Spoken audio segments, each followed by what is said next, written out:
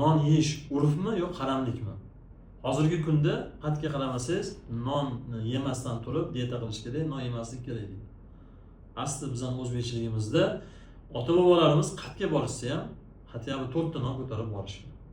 Nonni yeyish foydalari o'zi aslida qanaqa bo'ladi desa, yaxshi kuchli taom bilan non yeyilmagan. Haqiqiy kletchatkaga boy bo'lgan non o'zi aslida mana bunaqangi qora non, ya'ni kepakli non bo'ladi. Hozirgi kunda bizda juda ham urf bo'lib ketdi, unda oq nonlar. Bular haqiqatan semirtiradi. Kepakli non agar bo'lmaydigan bo'lsa, bundan ko'ra bu afzal, ya'ni buxonka afzal. O'zimizni shapati nondan ko'ra, jaydari nondan ko'ra mana bu buxonka afzal hisoblanadi. Nimaga deysizmi?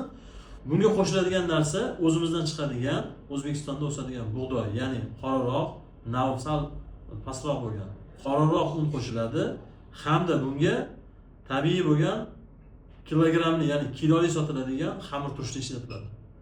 Kislotnisi baland odamlarda bu bo'lmaydi, chunki bunda achitqisi ham kuchliroq bo'lganligi uchun bularda jig'ildon qaynashi, ijoga deydi, shu narsa bo'ladi.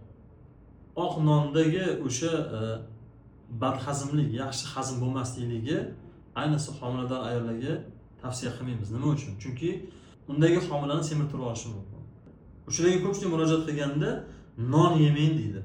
O'zi aslida non yemaydi emas, non yeyiladi. Ota-bobolarimiz asrlar davomida non yeb keldi-ku. Endi hozirgi kundagi o'sha har xil pizzasi bormi yoki o'sha lavashimi, gamburgeri bormi? O'sha narsalarni aralashtirib yeyotganligi uchun o'zi aslida semiryapti. Bizning yurtimizda hech qanaqangi nutritsiolog yoki dietologlarga hojat yo'q. Ibn Sino yashagan yurt bu. Agar haqiqiy parhez sizlarga kerak bo'ladigan bo'lsa, kelib bizdan maslahat oling.